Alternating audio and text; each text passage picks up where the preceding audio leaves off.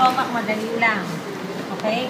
So, you have here your abdominal aorta. This is your celiac trunk. So, yung celiac trunk, one going up. Yung ballpen, ha? Tapos, pag up niya, liligo siya. Intindihan? Liliko, left gastric pa rin yan. Pero pag liko niya, magbibigay muna siya ng esophageal. So, tama. Eh, pero hindi hanggang dyan. Dito lang. Kasi iba na to, thoracic na to. So, this is your abdominal portion. Intindihan? And this is your left gastric. Yan yung left gastric. Intindihan? Magta-terminate siya by joining another vein. Okay? So, left gastric yan. So, the next branch ng celiac, so this is your celiac trunk. Ang next branch niya would be the splenic. So, yung splenic, tama pa ganyan. Pag nandun. Sa likod. Okay? Kung ito yon, bago siya pumasok sa hilum, may isa siyang branch. Short gastric. Paabutin niyo naman sa fundus. Ha? Short gastric. Tapos yung isang branch naman going down, would be your left gastroepiploic. Kasi ito na ngayon yung sa splenic. Kadihan. So, it will end by joining another vein. So, lagyan lang natin ng ganyan dyan. Lagyan lang natin ng ganyan dyan. Okay? So, yan na yung tapos na tayo. The next is, so, gastric, splenic. Ano yung third branch? This is your common hepatic. Although dito, mas malaki pa ang hepatic sa splenic. Diba? Parang mali yung hati. Kasi ito yung smallest, ito yung middle, ito yung largest. So anyway, ito yung common hepatic. May isa siyang branch. Bago siya lumiko, magbibigay ng branch. The right gastric. Okay? Bago siya pumunta sa hepatoduodenal ligament, there's another branch at the back of the pylorus or the first part of the duodenum, yung gastroduodenal. Tapos yung gastroduodenal, dalawa ang branch. Your right gastroepiploic. And this one becomes your superior pancreatic duodenal, giving branch to your duodenum and the pancreas. Maintindihan? Okay? So, ngayon, alam nyo na ha, this one is now the hepatic artery proper. This is your left and right. Kasi di ba mahilig na ngayon si Doktora Ampepe na pinagagawa yung mga iba pa? Okay, so yan yun. So, ano ngayon? Next, this is your portal vein. Your left and right portal branches. So, nasa likod. So, ito yung hepatic artery proper. Nasa ng common bile duct dito. Pero, hindi hanggang dyan. Diba kaka-lecture lang?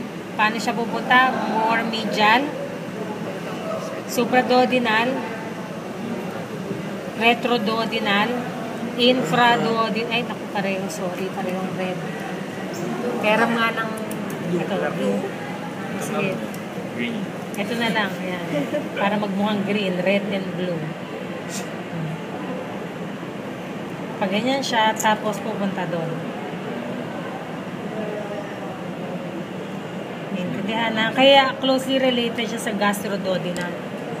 So, pag ganyan yan. So, this is your infra. This is your pancreatic. Okay? So, kung nga rin sinabi, peram na ng black. Draw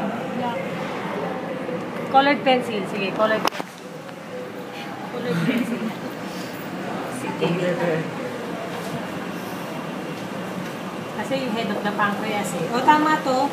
This is your pars superioris, descendens, horizontalis, and your ascendens. So, ito, jejunum na to. Hanggang dun lang. Ganyan. Yung iba kasi umaba, may ganun pa yung iba eh. Kasi na yung colored pencil. Wala? O, ito na yung ball pen. Kasi akala mo na yan. Para maano natin yung gastroduodenal. That's your gastroduodenal. Ha? Intindihan na. Gastroduodenal. So, well, ibang kulay ng red. Orange ko na yung splenic, ha? Para alam nyo kung ano yung branch doon.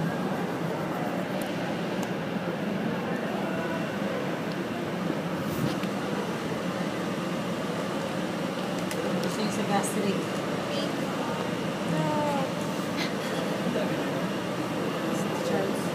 Charles. Parang walang difference. Violet. Violet. Ano yung common hepati?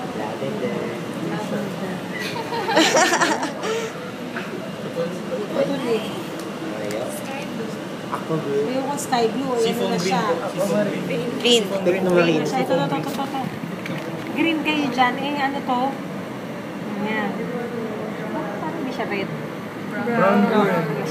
O sige, brown na lang siya. O. Para alam niyo yung branches.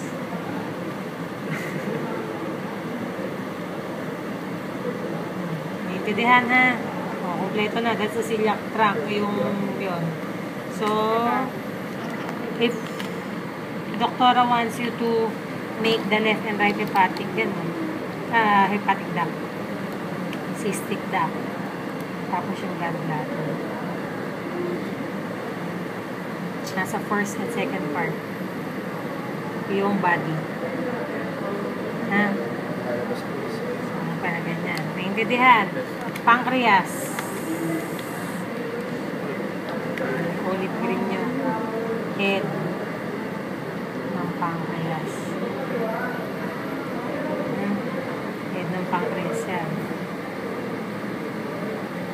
Tapos ang uncinate, yung mag-hook dun sa ilalim. Superior mesenteric. So, may ganun na na-hook. Dahil superior mesenteric. So, this is the first, the second, the third. So, dito yung superior mesenteric vein and your superior mesenteric artery. Yan sa third part.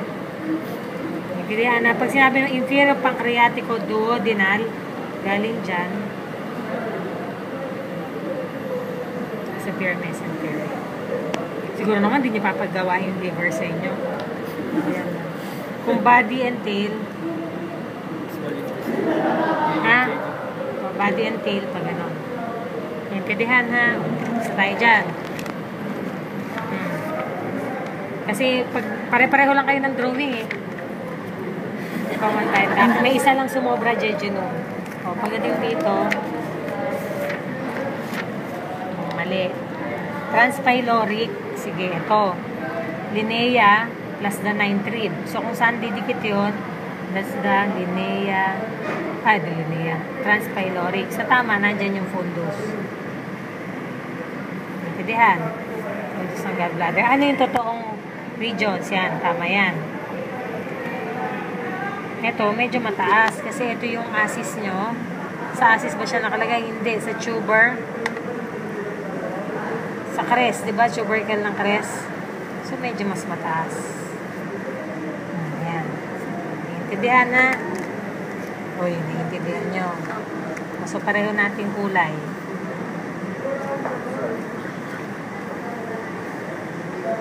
Tsaka itong mid-clavicular. Or mid-inguinal. So, ayan na yung regions nyo. Ha? So, pag tinas-shade, umbilical. Ay, umbilical. Epigastric. Kailangan ko bang i-ano yung umbilical? Persinate. At may sumagot sa inyo, left umbilical, right umbilical. Meron nagsagot. Papakita ba natin kung sino yung nagsagot? Baka siya yun. And they are hypogastric. Hindi ko nalalagyan. Alam nyo na to. Hypochondriac. Kasi ito ka tandaan. Hita na to. Hita na. Hita. Kaya hindi yan nito-drawing. Ha? Hita na to. Hita. Ha? Singit yan. Singit. Ano sa singit nyo? Mas mababa pa sa hita. Ha? Ganyan lang ang abdomen. Naintindihan na? O sige. Ito ngayon. Mali. Nasaan bang internal ring? Internal middle ng inguinal sulcus or inguinal ligament. Middle. Ilang cm? Mga 0.5 inch. Mga around 1.5 to 2 cm. Sa middle ng inguinal sulcus. So, saan siya? Dito. That's the ring. Mali yan. Intindihan na. So, yan yung ring. O, saan ang inferior? Ano ang Hasselbalch triangle? Ang Hasselbalch triangle Ano lang kulay gusto nyo? Ano lang? Ay, green na ba ito? Ano gusto mo? Ito na lang. Ano bang green ito? Linnea, Semilunaris, tsaka inguinal ligament. Saan kayo hinto? Nasaan ba ang inferior epigastric vessel? Medial to the inguinal ring. So, gaano ka medial? So, dito mo na ganyan. Paano ang course niya? Ganyan. Kasi magbibigay siya ng blood supply sa inferior, sa posterior rectus.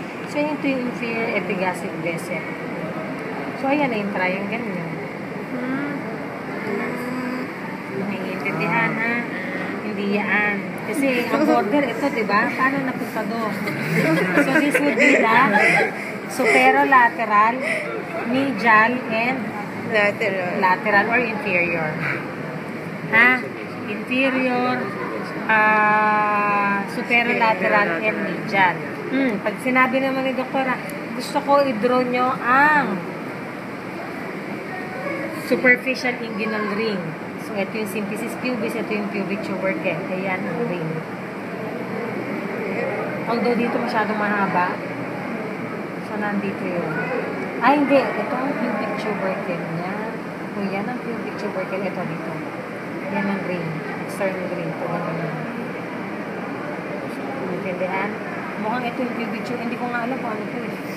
Pero kung wari, lagay nyo dyan, pubic tubercle, o understood na yun. Sa medial ng pubic tubercle, yun na yun. Naintindihan na. Naintindihan. Sige, sa tayo